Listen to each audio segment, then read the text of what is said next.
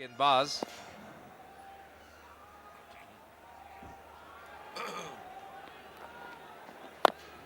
शुरुआत बढ़िया है मोहन द्वारा, और ये कहां पे देती देर? 11 ओवर बीत चुके हैं, बाकी गेंदबाज इतने महंगे साबित हुए और अब कप्तान जिशुन को लेके आए हैं।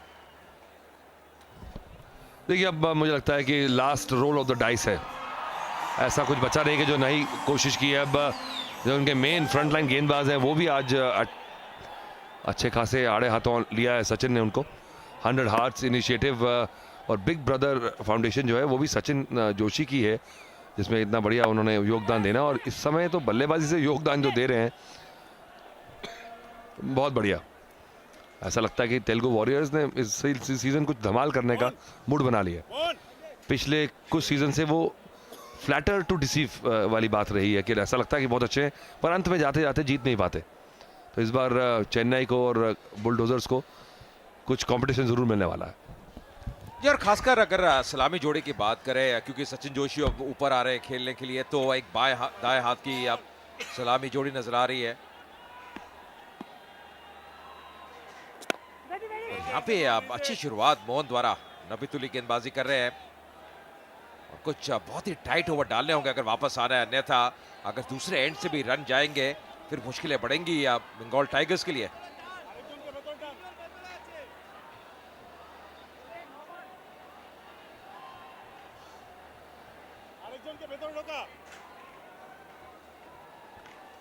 बिग ब्रदर फाउंडेशन जो कि सचिन जोशी की एक पहल है, हर रन के लिए 1000 रन डोनेट कर रही है इस संस्करण में।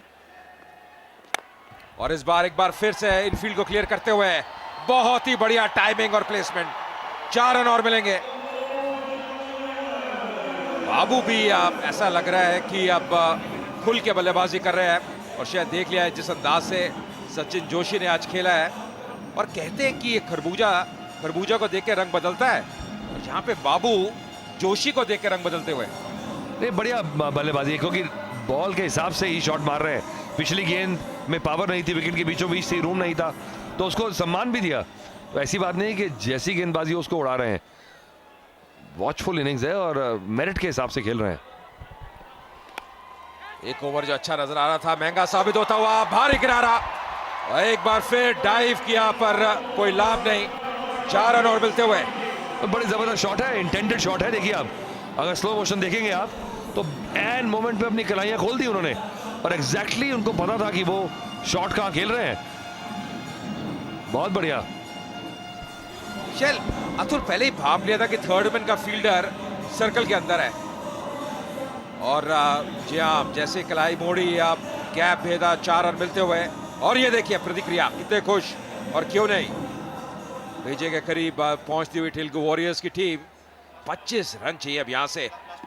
आखिरी गेंद अब इस ओवर की, घुमाने का प्रयास किया, चूके बीट हुए 128 पे।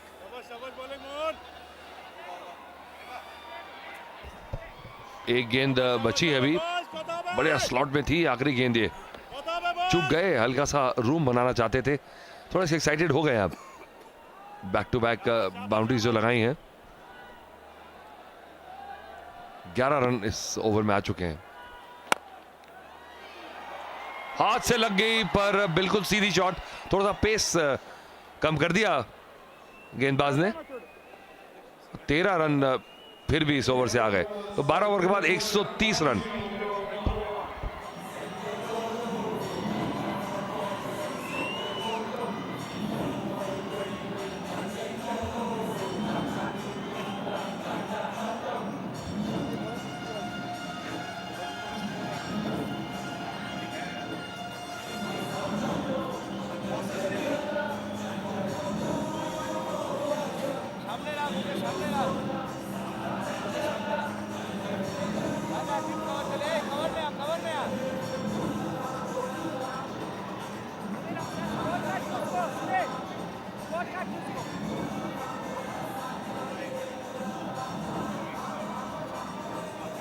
अभी तक ये मैच समरी रही है इस मुकाबले की, मैच नंबर 4 इस संस्करण का। बंगाल टाइगर्स ने टॉस जीता, पहले बल्लेबाजी करने का निर्णय लिया 152 रन 8 विकेट नुकसान पे, और जवाब में तेलुगु वॉरियर्स बहुत ही बेहतरीन जवाब दिया 130 रन।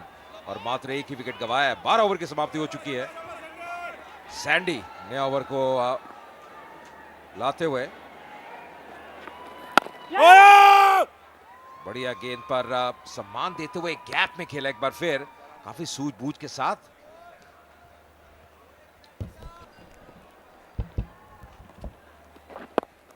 और अतुल, सबसे बड़ी बात है ये पहला मुकाबला है दोनों टीमों के लिए इस संस्करण में, और अगर ऐसी जीत आपको मिलती है, आपका जो मनोबल है, जो कॉन्फिडेंस है, वो जरूर बढ़ जाता है। और ये खेल मोमेंटम का है, अगर उसी को बरकरार रखते हैं, ये टीम बहुत खतरनाक नजर आ रही है इस सीजन में, तेलुगु वॉरियर्स। और जो चिंता का थोड़ा सा विषय है उनके लिए कि सचिन जोशी जो उनके मेन खिलाड़ी नजर आते हैं, वो उनकी हैमस्ट्रिंग में कुछ दिक्कत है, तो पूरा हफ्ता उनके पास ट्रीटमेंट लेने का, रिकवरी के लिए। बैक टू बैक मैचेस नहीं है यहाँ पे।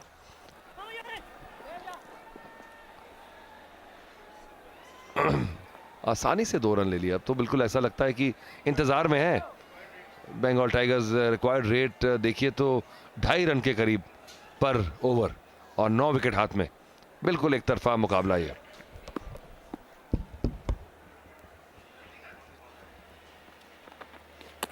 इस बार घुमा के खेलने का प्रयास किया, चूके सैंडी भी जानते हैं कि बहुत ही करीबी मामला।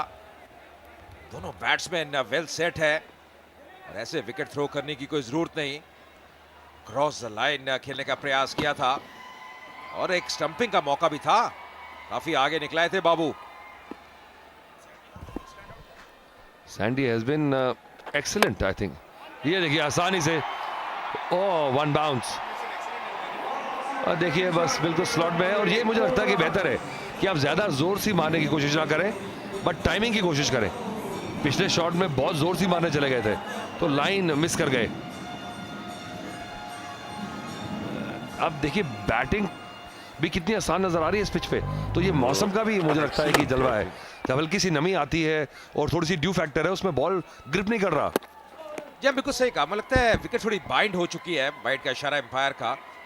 और वो नमी आने से, जैसे आप कह रहे थे, ओस के प्रभाव से ऐसा लग रहा है बेहतरीन अब विकेट बन चुकी है बाबू। 49 पे, मात्र 1 रन दूर अपने अर्धशतक से। 16 एक्स्ट्रास अभी तक। फिर से वाइड। वैसे ही काफी महंगे साबित हुए हैं सैंडी इस ओवर में। ये तो जले पे नमक छिड़कने की तरह है।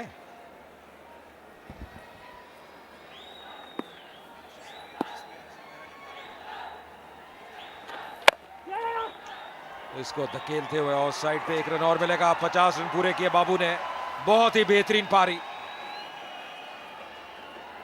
शाबाशी देते हुए सारे ही समर्थक, सारे ही उनके टीममेट्स।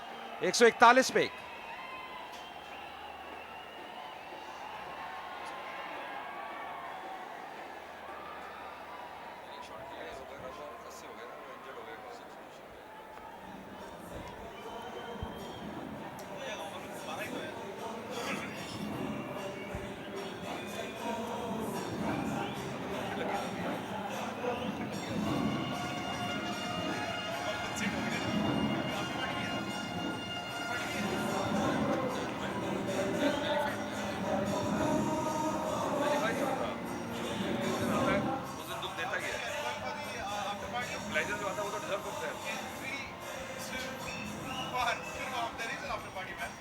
तेरह ओवर की समाप्ति के बाद 141 रन, 1 विकेट नुकसान पर। उसका कारण है जिस अंदाज से जोशी और बाबू ने बैटिंग की है, बेहतरीन साझेदारी।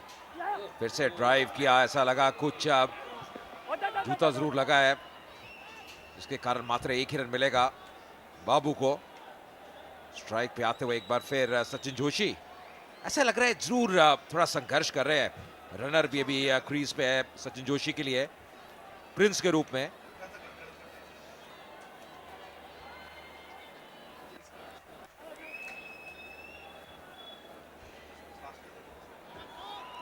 हंड्रेड हार्ट्स इनिशिएटिव हृदय द्वारा एक बहुत ही बढ़िया ये पहल है। इस बार अक्रॉस द लाइन खेलने का प्रयास, 22 के रूप में और रन मिलते हुए। मुश्किलें वैसे ही तमाम है बंगाल टाइगर्स के लिए, पर यहां पे और बढ़ती हुई।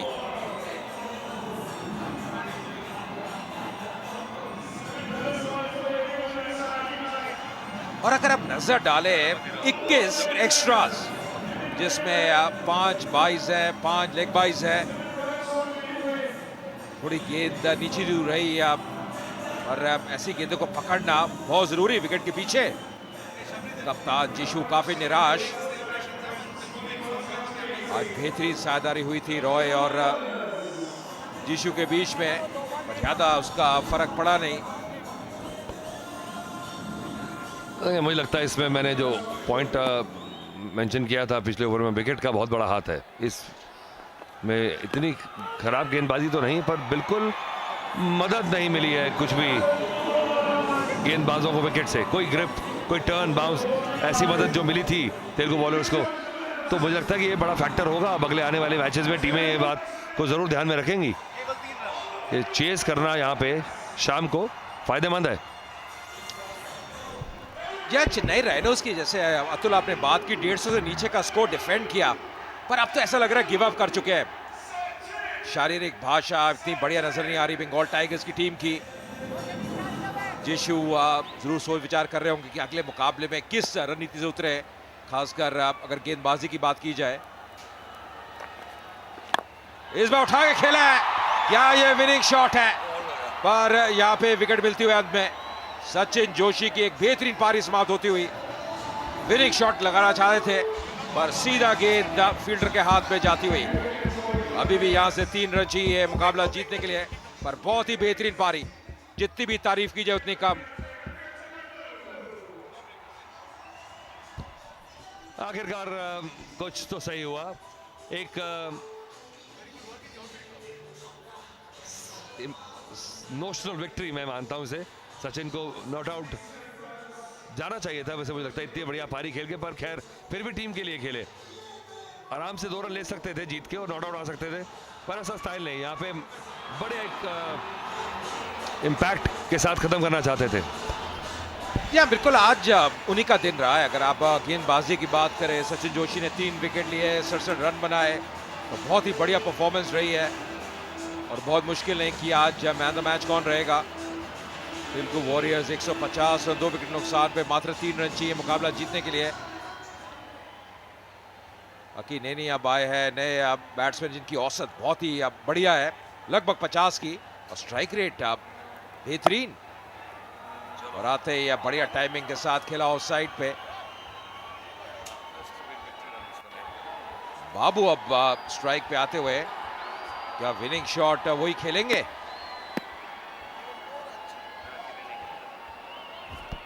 तो अच्छा किया, 2 रन ले सकते थे, उन्होंने स्ट्राइक दी है कप्तान को, अखिल को। कुछ गेंदबाजी में आज दम दिखा नहीं पाए, काफी महंगे साबित हुए। तो एक नोशनल जवाब का इंतजार है उनसे।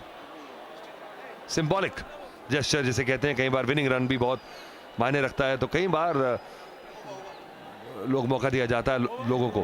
फिलहाल 14 ओवर के बाद 151 रन, सिर्फ 2 रन चाहिए अब।